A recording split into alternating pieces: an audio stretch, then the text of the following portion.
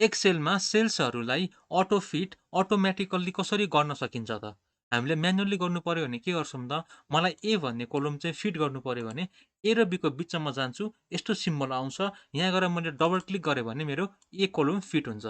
Similarly be गर्नु पर्यो भने बी र सीको बिचमा जान्छु, यहाँ गएर डबल क्लिक गर्छु, मेरो बी पनि फिट हुन्छ। अब मलाई सबै एकैचोटि गर्नु पर्यो भने के गर्छु त? सबै सिलेक्ट गर्छु अनि फेरि यहाँ गएर डबल क्लिक गर्छु, जहाँ गए पनि हुन्छ। दुईटा कोलमको बिचमा जानु पर्यो, मेरो सबै फिट हुन्छ। अब फेरि मैले यहाँ गएर कुनै टेक्स्टहरू चेन्ज गरेँ भने मेरो फिट हुँदैन। मलाई चाहिँ अब के चाहियो भन्दाखेरि जुन सेलमा गएर मैले जे टाइप गरेँ पनि त्यो टेक्स्टको लेन्थ अनुसार चाहिँ हाम्रो कोलम चाहिँ आफै फिट हुनु पर्यो। त्यो चाहिँ कसरी गर्ने त?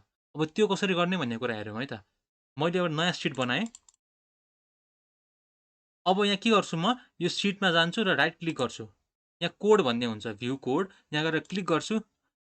अब हामीले जेनरल र डिक्लेरेसन भन्ने छ। जेनरलमा क्लिक गर्छु, यहाँ ओक सिट भन्ने आउँछ। ओक सिटमा क्लिक गर्छु। अब यहाँ हामीले एउटा सर्टेन टाइप गर्नुपर्ने हुन्छ।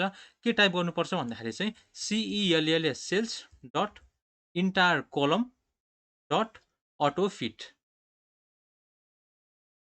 अब मैले फेरि यसलाई क्लोज गरेँ भने अब हामी यो सिटभित्र जे कुरा लेख्छौँ नि त्यही अनुसार चाहिँ हाम्रो कोलमहरू आफै फिट हुन्छ।